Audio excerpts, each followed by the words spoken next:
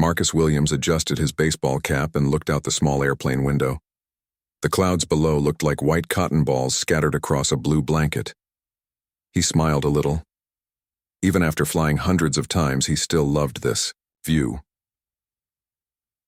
The young man stretched his legs in the cramped economy seat. His father always told him he could fly first class or take the private jet, but Marcus preferred to travel like everyone else. He said it kept him grounded. His father, Jonathan Williams, was one of the richest men in America. He owned Williams Industries, a huge company that made security equipment and technology for the government. But Marcus did not want people to know who he was. He wore old jeans, a plain t-shirt, and sneakers with holes in them. To everyone on the plane, he looked like any other college student flying from New York to Los Angeles. 2 rows behind Marcus, a man named Alex Turner read a magazine about fishing. He looked like a normal businessman in his cheap suit and worn shoes. But Alex was not reading about fish. His eyes were watching everything around him. Every few seconds, he would glance at Marcus. On the other side of the plane, near the front, Sam Rodriguez pretended to sleep. His baseball cap was pulled low over his eyes, but he was not sleeping. He was listening to every sound and watching every person who walked down the aisle. Both Alex and Sam were elite bodyguards. They had been protecting Marcus for 3 years, but Marcus did not know they were on the plane. In first class, Kevin Murphy was on his 4th drink. He was a big man with red hair and a loud voice. Kevin sold insurance and thought he was very important. He had been complaining to the flight attendant for the past hour about everything. The food was cold. His seat was too small. The other passengers were too noisy. Lisa Carter, the flight attendant, smiled politely as Kevin complained again. She had been working on planes for 8 years and had dealt with difficult passengers before. But Kevin was getting worse as he drank more. "Alcohol, this airline is terrible," Kevin said loudly. "Look at all these people they let on planes now. Back in my day, flying was for decent folks." Lisa tried to change the subject. "Can I get you some coffee, sir? Maybe some water?" Kevin waved her away. "I don't want coffee. I want to know why. I have to sit near all these people who don't belong here." Other passengers started to look uncomfortable. A mother with 2 young children moved her kids closer to her. An elderly man put on his headphones. Everyone could hear Kevin getting louder and more angry. Marcus heard the noise from first class but tried to ignore it. He pulled out his phone and started reading a book. He was studying business at college and wanted to understand how companies worked. Someday, he might help run his father's business. But first, he wanted to learn everything he could. The plane hit some bumpy air and the captain turned on the seatbelt sign. Kevin's drink spilled on his shirt and this made him even more angry. "This is ridiculous," Kevin shouted. "Everything is falling apart." He got up from his seat, even though the seatbelt sign was on. Lisa Carter quickly walked over to him. "Sir, please sit down. We're going through some rough air. Don't tell me what to do." Kevin pushed past her and walked toward the back of the plane. He was looking for the bathroom, but he was also looking around at all the other passengers. Kevin's eyes stopped on Marcus. The young man was quietly reading on his phone, not bothering anyone. But Kevin saw something that made him angry. Marcus was black, and Kevin did not like black people. "Hey you," Kevin said, pointing at Marcus. "You think you're better than everyone else sitting there with your fancy phone?" Marcus looked up, confused. "Excuse me?" "You heard me. Kids like you think you can do whatever you want, probably flying with money you didn't earn." Other passengers started to stare.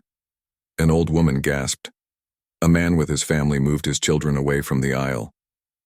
Marcus stayed calm. His father had taught him how to deal with people like this. "Sir, I'm just trying to read. I'm not bothering anyone." "Don't give me that attitude," Kevin said, his voice getting louder. "I work hard for my money. I deserve respect." Alex Turner slowly put down his magazine. His hand moved toward his jacket pocket. 2 rows away, Sam Rodriguez opened his eyes and sat up straight.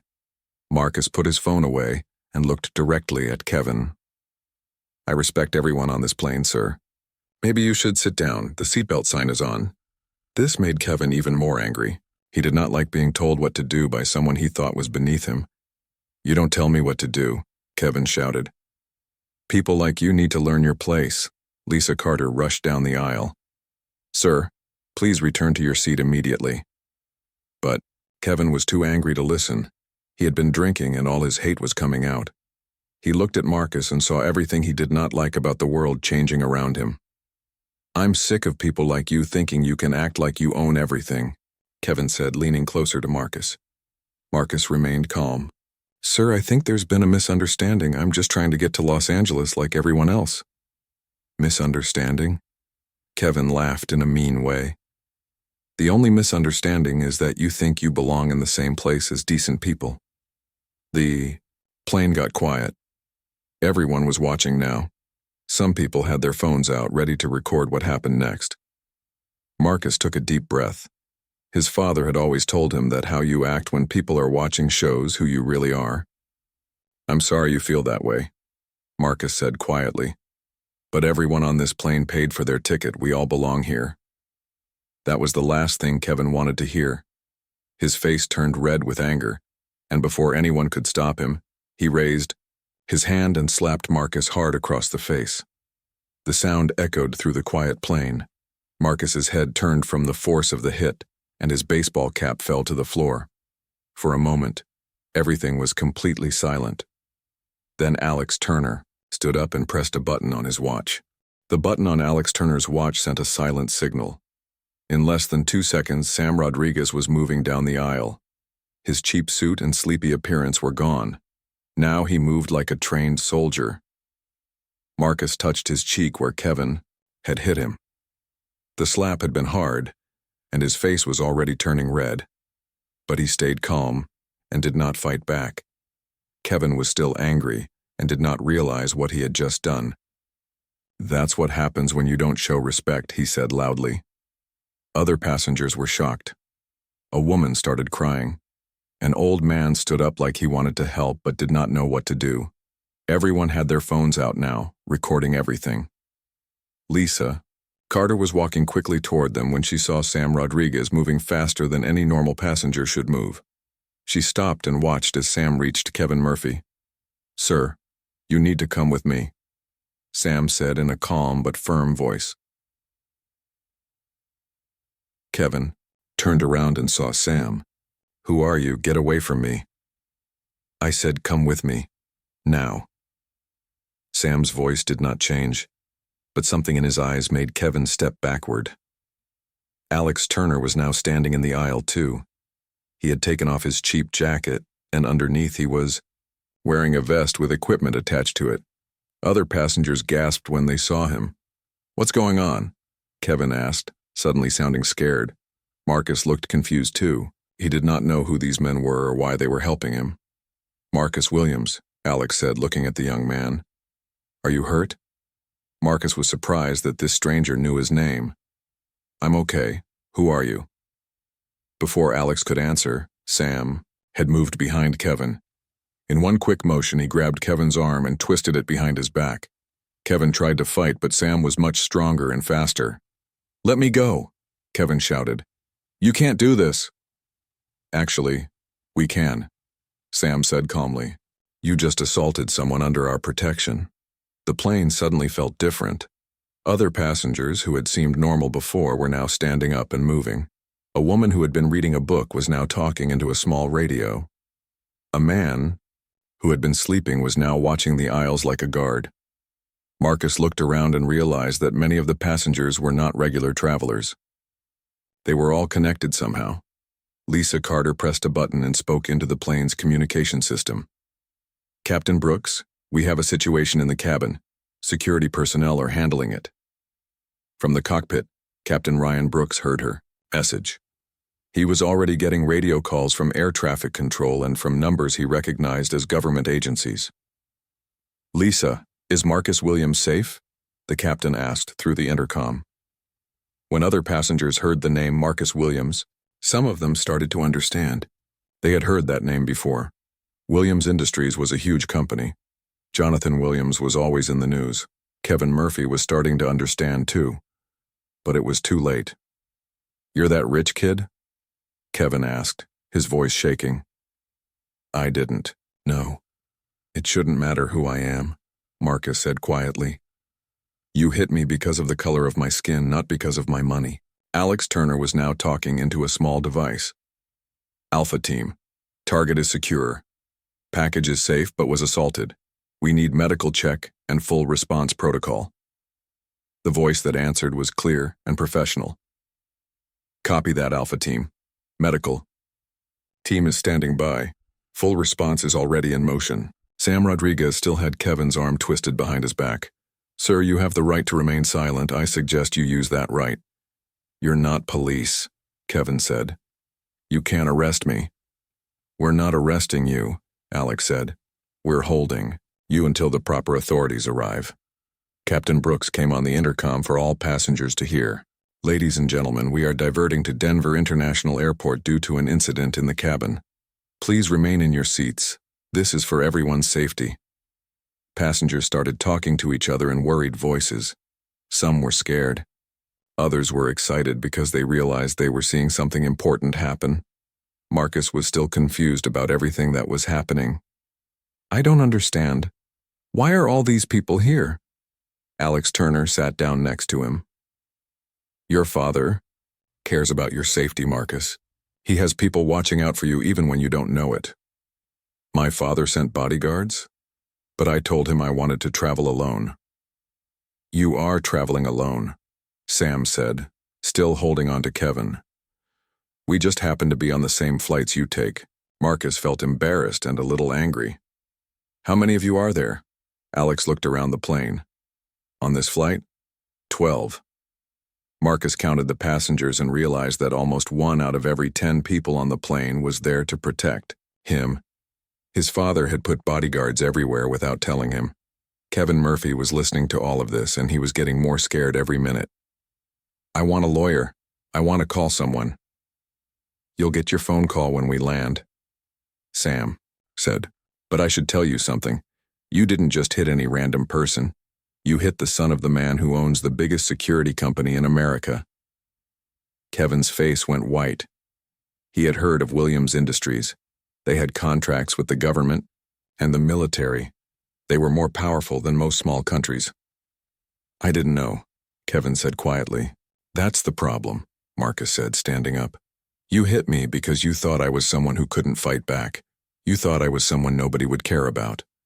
The plane was now changing direction toward Denver. Passengers could feel it turning. Lisa Carter was getting more radio calls from the cockpit. Lisa, Denver Airport is clearing a section for us. Federal agents are on their way. So are Williams Industries security teams. How many people are coming? She asked. A lot. In the back of the plane, the woman with the radio was getting updates. Ground teams are in position. Medical is standing by. Legal team is en route. Marcus heard all of this and felt overwhelmed. This is too much. It was just a slap. Alex Turner looked at him seriously. Marcus, in your father's business, any attack on family is treated as a possible assassination attempt. This isn't just about a slap anymore. Kevin Murphy heard this and started to panic. Assassination? I just hit him. I didn't try to kill anyone. Tell that to the federal agents who are waiting for us, Sam said. The plane was now flying toward Denver as fast as it could safely go. On the ground, teams of people were getting ready for their arrival. What had started as a simple flight was now becoming something much bigger. Marcus looked out the window and saw that his quiet trip to Los Angeles had turned into something he never expected. The plane flew toward Denver, and Marcus was learning things about his life that shocked him. He looked around the cabin and tried to figure out which passengers were really bodyguards. That woman reading the magazine, Alex Turner said quietly. She's been on your last 4 flights. Marcus looked at a blonde woman in her 30s. She was wearing a business suit and looked completely normal. When she saw Marcus looking at her, she gave him a small wave. The man with the coffee, Sam, Rodriguez added, nodding toward a passenger near the front. He's one of our best drivers. Every airport you go to, he's there. Marcus felt his head spinning. How long has this been going on? Since you started college 3 years ago, Alex said. Your father was worried about you traveling alone. Kevin Murphy was listening to everything while Sam held his arms. His face was getting more pale every minute. How many people work for your father? He asked Marcus. I don't know, Marcus said honestly. I never paid attention to the business side. Alex Turner pulled out a small tablet and showed it to Marcus. On the screen was a map with lots of red dots moving around Denver Airport. Each dot is a team member, Alex explained. We have 43 people coming to meet this plane. 43? Marcus stared at the screen.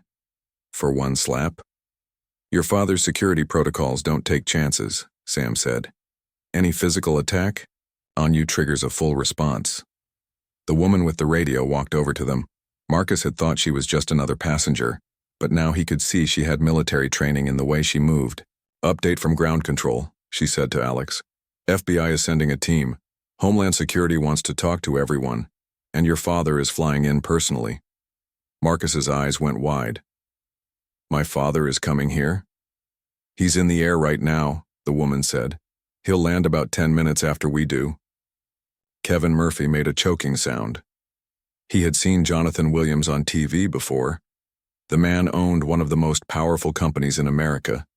He had contracts with the Pentagon and worked with intelligence agencies around the world. I'm dead, Kevin whispered. I'm completely dead. You should have thought about that before you hit someone, said a passenger Marcus had thought was a college student. The young man was actually 28 and trained in martial arts. Lisa Carter came, back from talking to the pilots. Marcus, the captain, wants to know if you need medical attention. There are doctors waiting on the ground. Marcus touched his cheek, which was still red from the slap. I'm fine. This is all too much for just a bruise. It's not about the bruise, Alex said. It's about what the attack represents. Your father has enemies. Some of them would love to hurt you to get to him. So every time someone is rude to me, you think it might be an assassination attempt? Every time someone touches you without permission, yes, Sam said seriously. The plane was getting close to Denver now. Marcus could see the airport in the distance. Even from up high, he could tell something unusual was happening. There were more vehicles around the airport than normal. Captain Brooks came on the intercom again. Ladies and gentlemen, we are beginning our descent into Denver. Please make sure your seatbelts are fastened. We will be met by security personnel when we land. A man sitting across the aisle from Marcus stood up. He had been reading a newspaper the whole flight, but now Marcus could see he had been watching everything. Marcus, the man said. My name is Tony Chen. I'm the head of your security detail. Security detail? Marcus looked confused. I thought Alex and Sam were my bodyguards. Alex and Sam are part of a 12-person team that travels with you, Tony explained. But your overall security detail has over 200 people. Marcus felt like he was learning about a different person's life. 200 people are assigned to protect me? Your father owns a company that makes security equipment for the government, Tony said. He knows how dangerous the world can be. He's not taking any chances with his only son. Kevin Murphy was listening to all of this with growing horror.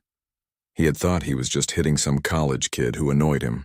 Now he was learning he had attacked the son of one of the most powerful men in America. I want to make a deal, Kevin said desperately. I'll apologize, I'll pay money. Whatever you want. The time for deals was before you decided to hit someone. Because of their skin color, Sam said coldly. The plane was landing now. Marcus could see police cars, black SUVs, and vehicles he didn't recognize surrounding the gate where they would stop. Are all those people here for me? Marcus asked. Some are here for you, Tony said. Others are here for him. He pointed at Kevin Murphy. As the plane touched down, Marcus saw his father's private jet landing on another runway. Jonathan Williams was keeping his promise to come personally. The plane rolled to a stop, and Marcus could see people in suits, waiting outside. There were also people in uniforms he didn't recognize. Before we get off, Alex Turner said, you should know something else, Marcus. This incident is going to be investigated by federal agencies. Why federal agencies? Because assault on an airplane is a federal crime, Tony explained. And because your father's company has security clearances with the government. Any attack On your family gets special attention. Kevin Murphy started shaking. Federal crime? I thought it was just assault. Assault on an airplane, hate crime, and attack on a person connected to national security contractors, Sam listed. You're looking at serious prison time. The airplane door opened and men in dark suits came on board. Marcus recognized the look of federal agents from movies, but seeing them in real life was different. Marcus Williams? One of the agents asked. That's me. Are you injured? Do you need medical attention? I'm okay. The agent looked at Kevin Murphy. Kevin Murphy, you're under arrest for assault, hate crimes, and violation of federal aviation safety laws. As they put handcuffs on Kevin, he looked at Marcus one more time. I'm sorry, he said. I didn't know who you were. You shouldn't have hit me even if I was nobody, Marcus replied quietly. The passengers started getting off the plane, but Marcus noticed that the 12 bodyguards formed a circle around him as they walked. Even now, they were protecting him. Outside the plane, Marcus saw his father walking quickly across the tarmac. Jonathan Williams was a tall man with gray hair and worried eyes. Son, his father said, pulling Marcus into a hug. Are you hurt? I'm fine, Dad. But we need to talk about all these bodyguards you didn't tell me about. Jonathan Williams looked at the agents taking Kevin Murphy away, then back at his son. Yes, he said. I think it's time you learned the truth about what it really means to be my son. Denver International Airport had never seen anything like this before. The main terminal was partly empty as security teams took control of the area. Black cars and trucks surrounded the gate where Marcus's plane had stopped. Marcus walked down the airplane steps with his father beside him. Jonathan Williams kept one hand on his son's shoulder, like he was afraid someone might try to hurt Marcus again. Dad, this is crazy, Marcus said quietly. There are so many people here. When someone attacks my son, I don't take any chances, Jonathan replied. His voice was calm, but Marcus could see anger in his father's eyes. Agent Sarah Martinez from the FBI walked up to them. She was a small woman with dark hair, but she moved with confidence that made everyone pay attention to her. Mr. Williams, Mr. Marcus Williams, she said. I'm Agent Martinez. I'll be handling this case. What exactly is this case? Marcus asked. A man slapped me. That's assault, right? Why is the FBI here? Agent Martinez looked at Jonathan Williams, then back at Marcus. Son, this is bigger than just assault now. We need to investigate if this was planned. Planned? Marcus was confused. The man was drunk. He just didn't like black people. Maybe, Agent Martinez said. But your father's company works on projects that some people don't like. We have to make sure this wasn't someone trying to send a message. Marcus looked around at all the security people and federal agents. He was starting to understand that his normal life was not normal at all. Tony Chen, the head of security, was talking into his radio. Perimeter secure, packages safe, beginning transport to secure location. Secure location? Marcus asked. Can't we just go to a hotel? His father shook his head. Not tonight, son. Until we know more about what happened, you're staying somewhere safe. They walked toward a group of black SUVs. Marcus counted 12 vehicles, all with dark windows. Some had government license plates. Kevin Murphy was being put into a different car by federal agents. His hands were cuffed behind his back, and he looked scared. When he saw Marcus walking by, he tried to say something. Please, Kevin called. Out. I made a mistake. I was drunk. I didn't mean anything by it. Marcus stopped walking and looked at the man who had hit him. Part of him felt sorry for Kevin. The man clearly had no idea what he had gotten himself into. You meant it, Marcus said calmly. You hit me because I'm black. That's exactly what you meant to do. Agent Martinez stepped between them. Mr. Murphy, you should stop talking until your lawyer gets here. Lawyer? Kevin's voice cracked. What kind of charges am I facing? Federal assault charges, hate crime charges, and we're looking into terrorism charges, Agent Martinez said. Terrorism? Kevin's face went white. I just slapped someone. You assaulted the son of a defense contractor on a commercial airplane, Agent Martinez explained. That makes it our business. Marcus felt overwhelmed by everything happening around him. Agent Martinez, this seems like too much. The man is clearly just a racist drunk, not a terrorist. We have to investigate every possibility, she replied. Your father's company has a lot of enemies. Jonathan Williams put his arm around his son's shoulders. Marcus, there are things about my business you don't know. We don't just make security equipment. We protect government secrets. Some people would hurt you to get information from me. What kind of information? The kind that keeps our country safe, his father said quietly. They reached the SUVs, and Marcus saw that each one had a driver and at least 2 security guards. This was not a normal trip to a hotel. Tony Chen opened the door to the middle SUV. Marcus, you'll ride with your father and me. Alex and Sam will be in the car behind us. As they got into the vehicle, Marcus noticed it was much heavier than a normal car. The windows were thick and there were screens showing camera views from around the convoy. This car is bulletproof, isn't it? Marcus asked. Among other things, Tony said. It also blocks electronic signals and has its own air supply, in case someone tries to use gas weapons, Jonathan explained like he was talking about the weather. Marcus stared at his father. Dad, what kind of life are you living? What kind of life am I living? The convoy started moving through the airport. Marcus could see police cars stopping all other traffic so they could pass. Son, Williams Industries doesn't just make equipment, Jonathan said. We develop technology that protects government agents, military personnel, and important officials around the world. So we're important officials now? You're my son. That makes you a target for anyone who wants to hurt me or my business. Agent Martinez was riding in the car with them. She was looking at a tablet with information about Kevin Murphy. Mr. Williams, we've found some interesting things about your attacker, she said. Like what? Marcus asked. He's been involved in 3 other incidents on airplanes in the past 2 years, all involving passengers who weren't white. Jonathan Williams leaned forward. 3 other incidents? Bar fights, arguments, and 1 other case where he pushed someone. Each time he claimed he was drunk and didn't mean anything by it. Marcus felt angry. So he's been doing this to other people? It looks that way, Agent Martinez said. We're also finding connections to some online groups that don't like minorities or successful minority families. Online groups? Hate groups, she explained. Some of them have been watching your family for months. The convoy was leaving the airport now, driving toward downtown Denver. Marcus could see that they had police escorts in front and behind them. You saying this attack was planned? Jonathan asked. We don't know yet, Agent Martinez replied. But Mr. Murphy had your son's travel information. He knew which flight Marcus would be on. Marcus felt cold inside. How could he know that? That's what we're going to find out, Agent Martinez said. Either someone told him or he's been following you for a while. Tony Chen was getting updates through his earpiece.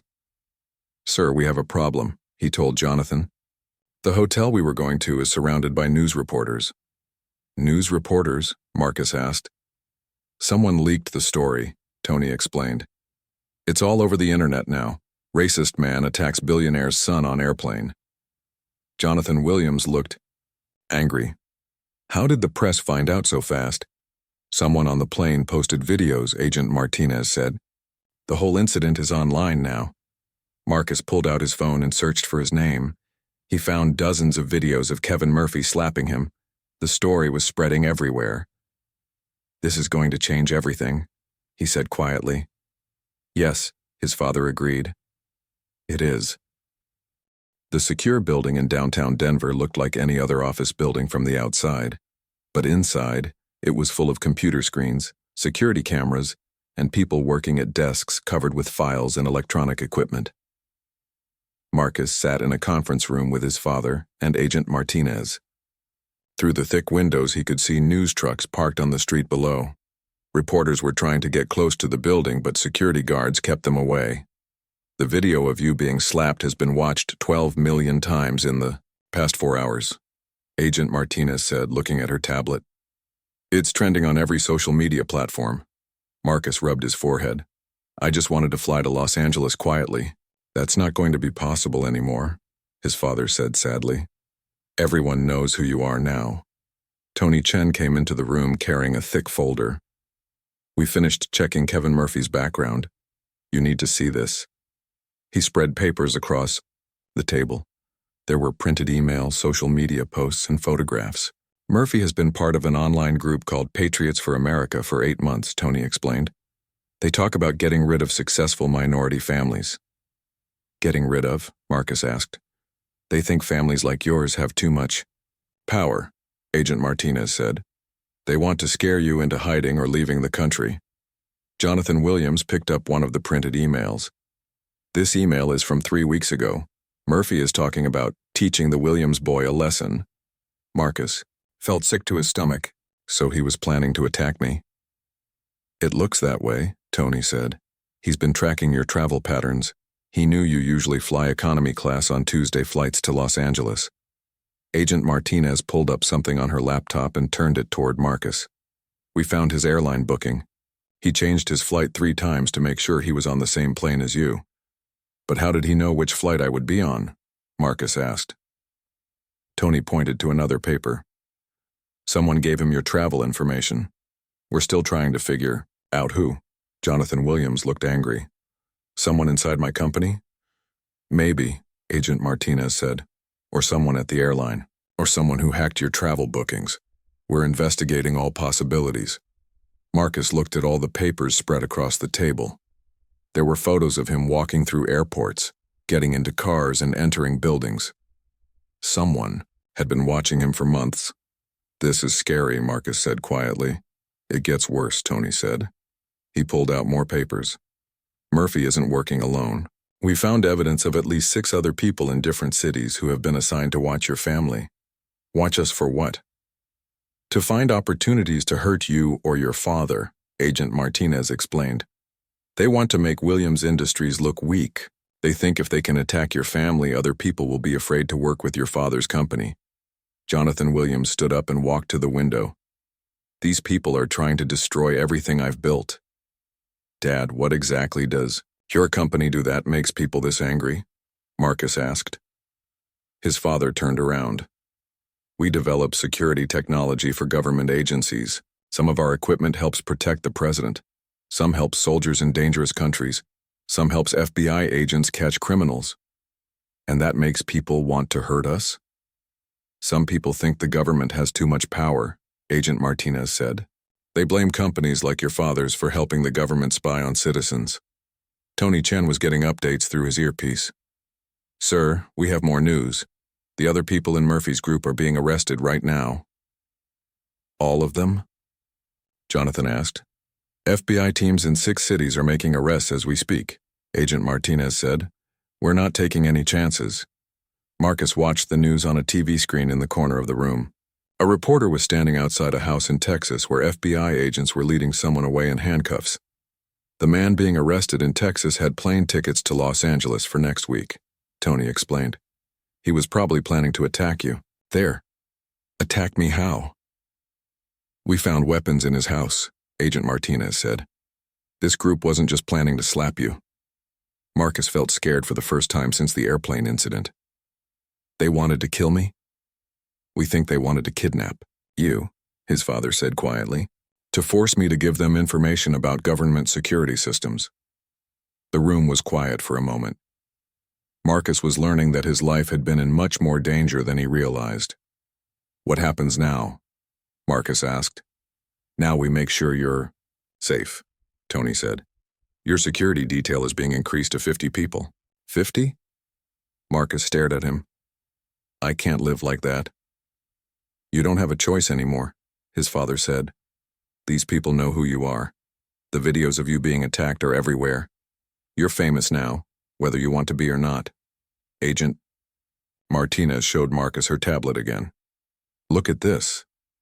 The screen showed thousands of comments on the video of Marcus being slapped. Some people were angry at Kevin Murphy and supporting Marcus, but others were saying terrible things about Marcus and his family. Some people are calling you a hero for staying calm when you were attacked, Agent Martinez said. But others are angry that your father's security team responded so strongly.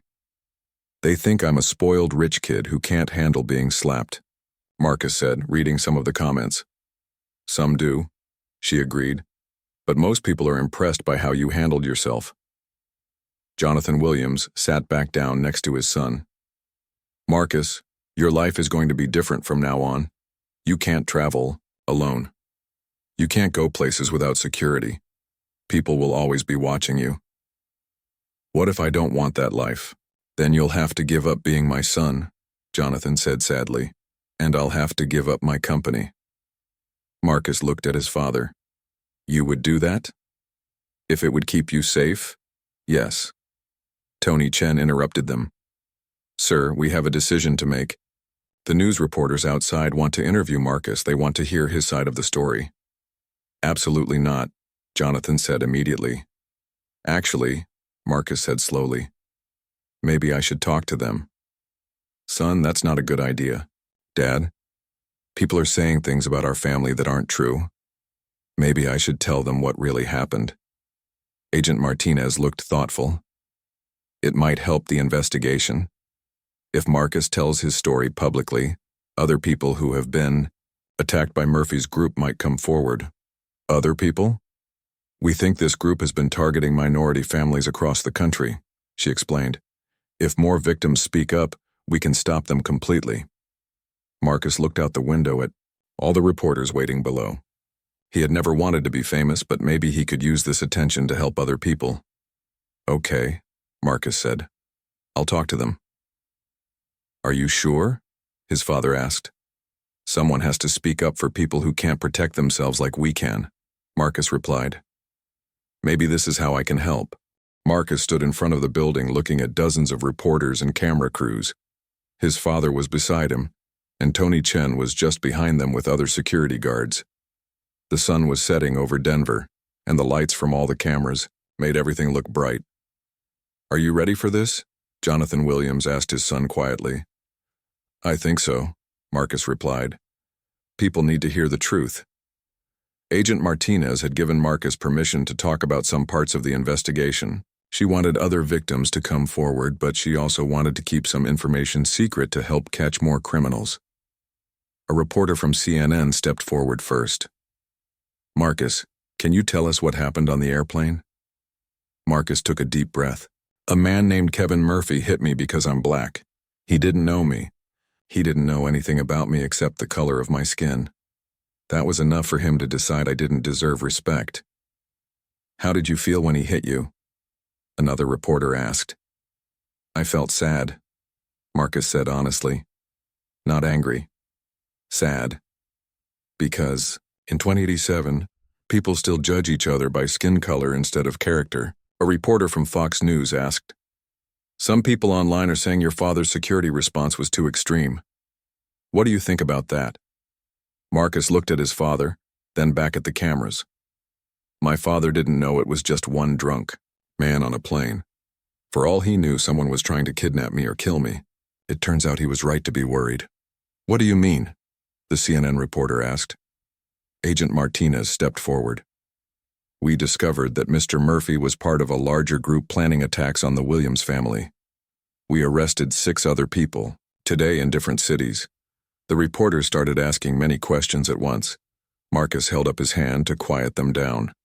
The important thing is not what happened to me, Marcus said. I'm lucky. I have bodyguards and money and powerful friends. Most people who get attacked because of their race don't have those things.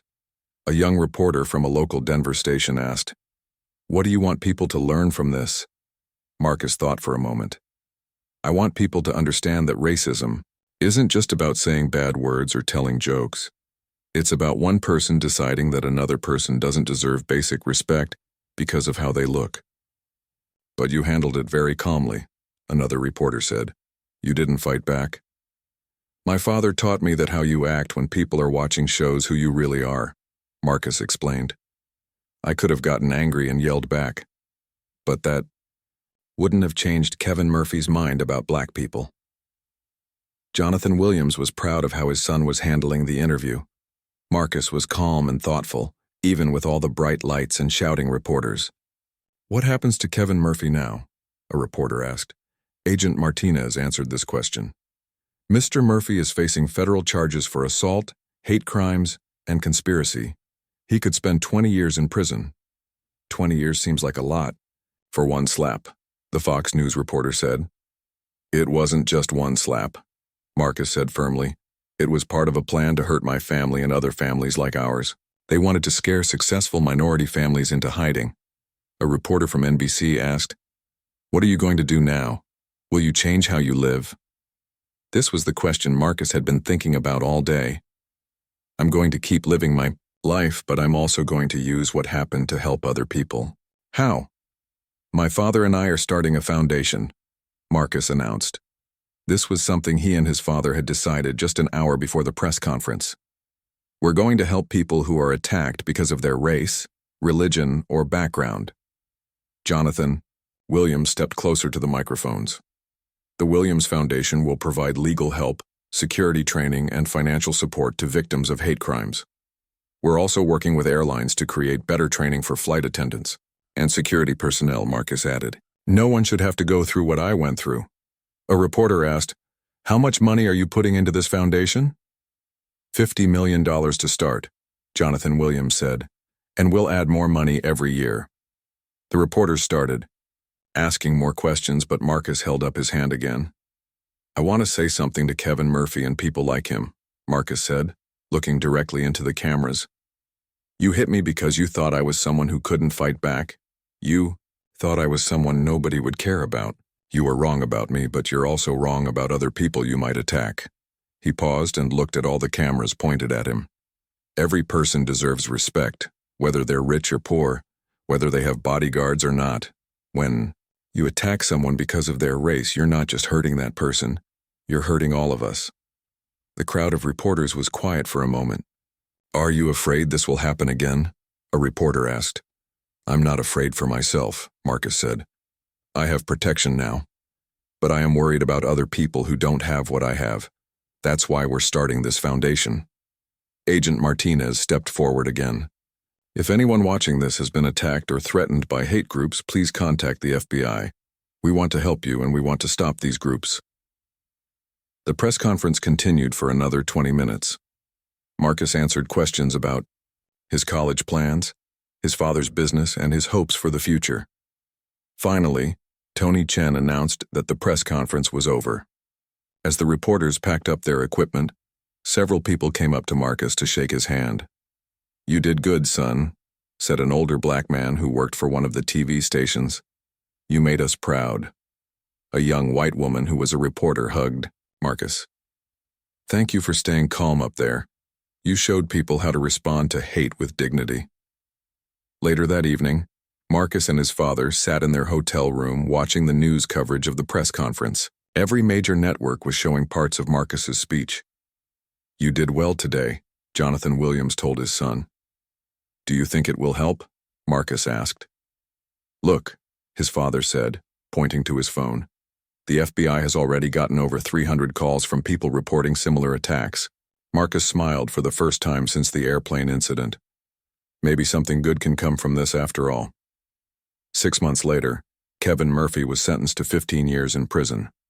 The other members of his hate group got similar sentences. The Williams Foundation helped over 2,000 victims of hate crimes in its first year, and Marcus Williams continued to fly economy class. But now he used his fame to speak out against racism wherever he found it.